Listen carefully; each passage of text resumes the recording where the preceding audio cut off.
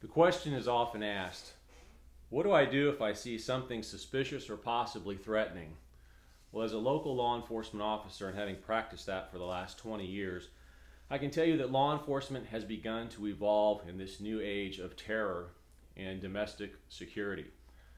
Back in the mid-90s, in the British system in the United Kingdom, a new concept developed from community-oriented policing and problem-oriented policing, where they started to focus using intelligence, which is basically data and information that is gathered, it's combined and analyzed, and you have an end product called intelligence. Two things go into this data and information, and without being real technical, focus on two terms: tacit knowledge and explicit knowledge. Now, tacit knowledge is what professionals like myself, and perhaps you if you're in the military or a first responder or you're in emergency management, or let's just say you're a professional artisan of some type. You have tacit knowledge about the things that you do every day. In other words, you don't need to take notes. You have it all up here. Well, those are professional practices, and that's great information, but the problem is, how do you transfer that information? Well, that's where explicit knowledge comes in. Explicit knowledge is data and information that's recorded, like the information on these pieces of paper, or better yet, like the information that's on a hard drive in a computer, or on some type of portable jump drive, or in some data system that we can call and mine that data and combine it together, analyze it, and produce an end product, which is called intelligence.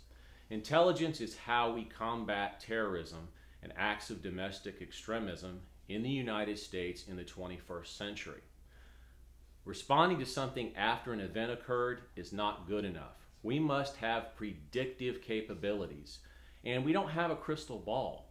But what we do have is past acts, we have history, and we have data. And we can respond to probabilities through a spirit of crime prevention and crime reduction. Well, at the local level, most local law enforcement agencies now in the United States have gone from just being community-oriented policing, officer-friendly agencies, to really getting into targeting and focusing their resources. And they're using intelligence-led policing.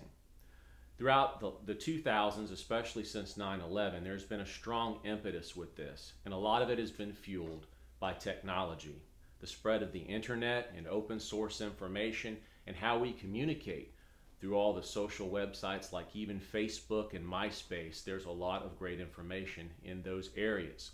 So every day, each of us sit down to vast sources of information. Well, all of that comes through law enforcement because we're in first responders as well. Firefighters, emergency medical, we are where the rubber meets the road. Think about it this way. Who do you call when you need someone to come to your house or help you? You call the fire department, or you call the sheriff's office or the police agencies. And then from there, you give them the information, and who knows where it may travel.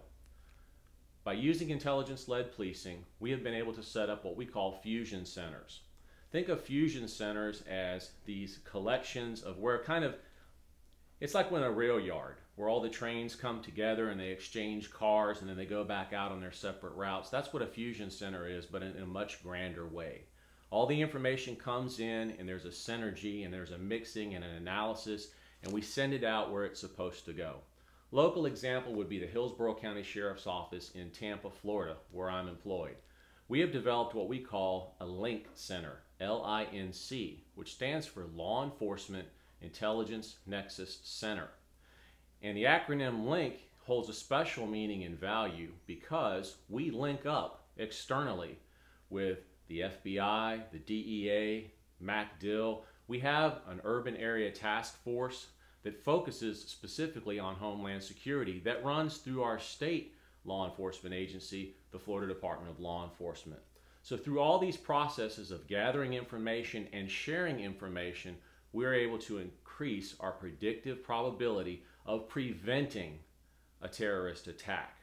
So what I would say to you is, what can I do at my level? I'm just a citizen, I'm just a civilian. How do I help combat terrorism? How you help is if you see something suspicious, if you see something that doesn't look right, you call your local law enforcement agency. You pick up the phone if you're in Tampa, Florida, and you call the Hillsborough County Sheriff's Office, and you give us that information, because that one little piece of information could be the missing piece of the bigger jigsaw puzzle that we're trying to put the pieces together, that may be that missing piece, that missing key that helps us get a clearer picture of what we might need to prevent from occurring in the future.